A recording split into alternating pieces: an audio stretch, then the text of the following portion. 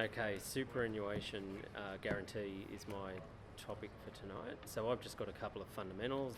9.5% doesn't increase until June 2021. From June 2021 till through 2025, it climbs from 9.5% to 12%. But you haven't got to worry about that. It's a while away. 9.5%. There's a differentiation when you're calculating super between ordinary times earnings and salary and wages. So there's a definition in the super legislation which says salary and wages are defined as X and OT is defined as Y. Salary and wages is larger, okay, and OTE is a narrower definition. So your SG is calculated on ordinary times earnings. If you don't pay your super on time and you've got to pay your super guarantee charge, then it's calculated on the larger definition. It's calculated on salary and wages. If you don't pay your super on time, you're going to end up potentially paying more, because ordinary times earnings excludes things like overtime and so on. SG due by the 28th day following end of each quarter. The one that I'm mainly concerned around, I mean, you guys obviously do it for clients on a regular basis, but from a tax point of view, we're concerned with the 30 June deadline. So yes, you've got through to 28th of July, but you can't claim a tax deduction unless you pay it before 30 June. So that's why you'll have accountants telling you make sure you get your contribution in well before, the 25th of June or something like that, so they can get the tax deduction in that year rather than waiting for another 12 months. Why don't we get that changed? Why don't we? So what's strange about that is you can actually claim a tax deduction for statutory payments which aren't paid by the 30th of June. So things like payroll tax. Okay, so if you, payroll tax isn't due to the 21st of each year, like 21 July, your annual payroll tax rate, but it is a statutory payment. I.e., at 30 June, you can calculate what that's going to be. So you can actually claim a deduction for it. So it is an anomaly that you can't claim the super.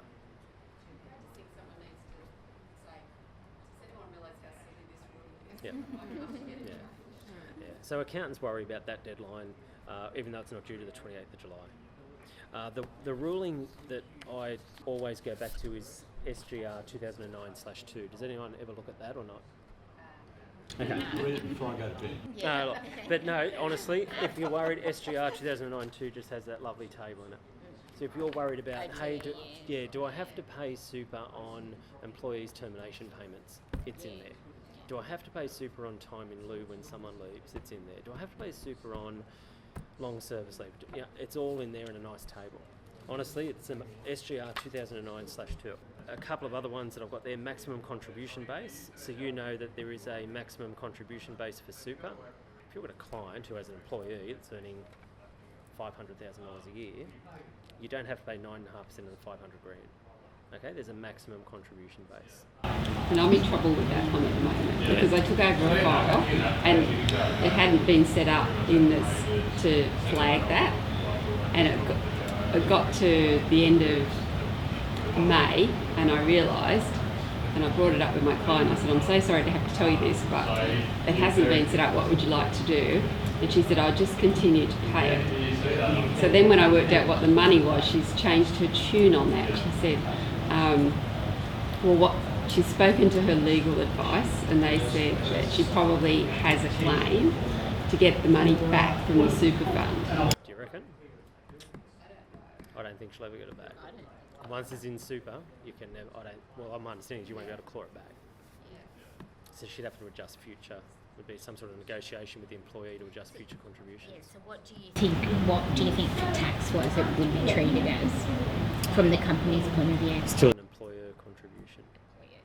The maximum contribution base is $50,000 a quarter. So it's measured on a quarterly basis. So it's $200,000 a year. So if you've got a client over $200,000 a year salary, generally you're just capped at that. You only have to pay 9.5% of the maximum contribution base. You can pay more if you want. It's still a deduction, still a contribution. And that's not to be confused with your concessional contribution caps. So your concessional contribution caps are $30,000 for the youngies, less than, say, 50 or more, you've got a $35,000 cap. So that means that if you've got a client, the maximum they can put into super every year is $30,000. Anything above that, and they'll be taxed. It's like what they call an excess contributions tax. It's not mainly for your worry, it's more for the accountant to worry about. Yes, that's a contribution cap. Reportable employer super contributions is important. So reportable employer super contributions that would appear on your pay-as-you-go payment summaries, basically anything in excess of that 9.5%. So sometimes I've had clients say, oh, it doesn't matter. It doesn't matter if we don't put it on because you're not taxed on it, and it doesn't really matter if we get it right or wrong, but it does affect things like family tax benefit and Medicare levy surcharge and private health insurance and a range of other things. So it is important you get it right, especially if you've got mum and dad directors who might be taking themselves up to that $30,000 or $35,000 cap. So they're really paying $20,000 or $25,000 in RESC. That can affect their personal situation. So it is important you get that right. Okay, a couple of things not to forget. So employees earning less than X dollars per month, $450 a month. Yeah, so hospitality $350 a month. A trick that I've had with a client is a retail client employed a lot of juniors, so less than 18 years of age and working less than 30 hours a week. So they're not SGable. Sole traders and partners, they're not employees. They don't have to put SG away for themselves. And then I've got over 70 years of age. There's complex rules for those aged 70 or 75. So I haven't got the detail, but if you've got clients that are over 70 still working, you have to satisfy certain work tests and hours per week and so on. Contractors. What do we do with contractors? So it's similar. So the ATO, they've got a couple of good decision tools, and they've got a couple of good articles. So all you have to do, Google's a wonderful thing, ATO contractors super, and you'll come up with a whole raft of information. The decision tool is really good, but the ATO do say where the contract is wholly or principally for labour, then you may be subject to SG on that payment for contractors. But it's worded in such a way that you may be, because they're not going to give you anything definitively, because every contract will be different. So then it comes down to, is it paid solely for their personal labour and skills? Was it paid on an hourly basis or for a result? Or do they have the right to delegate that work? So if you're a construction worker, a construction business who engages a bricklayer on a contract basis, and you're paying him by the hour, and you expect him to turn up, no one else, and it's solely for labour, then it's likely that you would have to pay super on that contractor payment. But it depends on the contract. So the contract could say, Bob can turn up, or any of your, he could delegate someone else, or he could be paid to erect that shed or that wall or whatever. So it's paid for a result rather than by the time. So if it's, hey, do job X, and if you get job X done, I'll pay you $3,500, then the contract is not principally for labour, it's for a result. Does that make sense? Mm-hmm. So I haven't got any definitive answer. It's going to be, and I guarantee, I've got a heap of construction clients who do engage contractors on a labour basis who don't pay SG. Is that common? Yeah. So what the ATO don't like is a construction company, and they're rife in capital cities, is where they'll have a development to build a building. They'll open up an XYZ PTO Limited, they'll engage all these contractors, they won't pay payroll tax, they won't pay workers' comp, they won't pay super, they won't withhold tax. They'll do the development, pay all that money, close that company down, then move on to the next development. So the young guys who are the brickies, who have earned 35 grand during the year and not had any tax deducted, at the end of the year, either they don't include it, so the ATO are losing out on revenue altogether, or they do lodge a tax return, but have they kept $12,000 aside for tax? No. So that's why the ATO don't like it. So if you've got clients who are, not rorting the system, but if they're taking advantage of those things, then that's a concern. So your responsibility is just to bring that to the client's attention. You can't go running off to the ATO and say, hang on a minute, my client's in breach.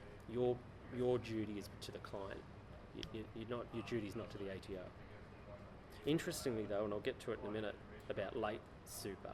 What do you do if a client pays their super late? The rule is if you're late, and when I say you, I'm not saying the bookkeeper, if the client is late, then they should fill out a super guarantee charge form. So put their hand up to the ATO, I paid my super late, here are the details. The penalty is that you won't get a tax deduction for that contribution. It's calculated on salary and wages, not on ordinary times earnings. There's an interest component, it's about 10% per annum, and there's a penalty component, which is $20 per employee per quarter. An admin component, admin penalty. So it can work out a larger, for paying that 1 day late, potentially you're subject to, it's a double whammy. No tax deduction, salary and wages, admin component, interest component. Whose responsibility is it? The only way it's ever going to be found out is if an employee complains to the ATO, says, hey, my super's going in late all the time, or I'm not getting my super paid at all. So the ATO could do an audit, and that's how it goes. Those audits are backdated for 2 years, I'm told, as well. They're 2 to 3 years, I've just heard over there, 2 to 3 years back. Where I'm probably worried about is you as a BAS agent or a bookkeeper. So you're right. But what I always said, what I said over there was what you've got to look back to is what were you engaged to do? So were you engaged to calculate super? Is your agreement with the client to calculate super? You can't do anything. All you can do is arm the client, you inform the client what the super calculation is, it's due by the 28th of October, you've got to pay it by the 20th of October. That's all you can control. Your responsibility is not to the ATO, your responsibility is to the client. So I think my advice or best practice would be to have everything in writing. You can only do what you can do. You can tell them that you're late, you should fill out a super guarantee charge form, but they could say, no, I don't want you to. I'm not going to pay you to do that. And Deb's right. You can suggest to the client, or you can advise the client this is the best route to go, but you don't ever just get run off and do it without the client's consent. No, you have to. So you don't just go off your bat and do it. It's always, Deb's obviously said to a client, this is the best thing to do, let's do it. The client said, yes, go ahead, prepare the forms for me, I'll sign them and lodge them, that's fine. But you're under no obligation to do it as a bookkeeper or a BAS agent. But the ATO do say you don't have an obligation for it, but you cannot be a party to a deliberate breach. On the one hand, you've got no obligation to report the ATO, you're not a police officer. I've given you the amount to pay, I've given you on the 3rd of October, you've got to pay by the 28th. That, at some stage, the business owner has to take responsibility for themselves. So you do everything you can do. Do we calculate superannuation liability out of our agreements? I have it in my agreement. That's part of my You can, no, because you can. But I am calculating. You are calculating. You're advising when to pay. But it's the client's responsibility if they want to fill out that super guarantee charge form. But you can't be a party to a deliberate breach. It's a bit of a catch-22. Yeah, the director's penalties can kick in, and they're double whammy. It's no tax deduction. It's on salary wages. What about the scenario where you get the construction workers and they're in rest? CBUS. Yep. And they get every month they get thing and they go, I'm not paying it monthly, I'm just going to pay it quarterly. Which is legislatively correct. And it's funny. The discussion I had over there was with regard to CBUS as well. So one employer over there, their client was late. CBUS are now taking them to task over those late contributions. It's not the ATO. CBUS are actually taking action. So CBUS are a pretty aggressive, they're an aggressive fund. SuperStream. Is everyone up with SuperStream, or do I need to explain a lot about SuperStream? SuperStream, everyone, okay, so it's simply a measure which is designed to improve the integrity of the superannuation system. There's two standards, the reporting standard and the payment standard. Payment standard is payments must be now made electronically, not by cheque. Reporting standard is there's a message. There is an electronic message between the employer and the super fund about that contribution. It's that simple. It's all software, so Xero's compliant, MYOB's compliant, they're the main two softwares I use. There's a list on the ATO website of compliant softwares. It goes through from, there's all the software suppliers there and who's actually providing the solution. Interestingly though, I had an email only today from Hunter New England Area Health asking for, so I've got a client who has a self-managed fund, so a self-managed super fund, but employed through Hunter New England Area Health. They were still asking today for the electronic service address for the self-managed super fund. So this is Hunter New England Area Health. This is one of the largest employers in the state that is still trying to get their super stream sorted on the, is it the 28th? Is it the 28th of October today? Today. So on the last day of the quarter, they are still trying to get their stuff sorted. So it's already been delayed once. Most businesses that we deal with on a small to medium enterprise end of the spectrum will have to be compliant by 30 June 16.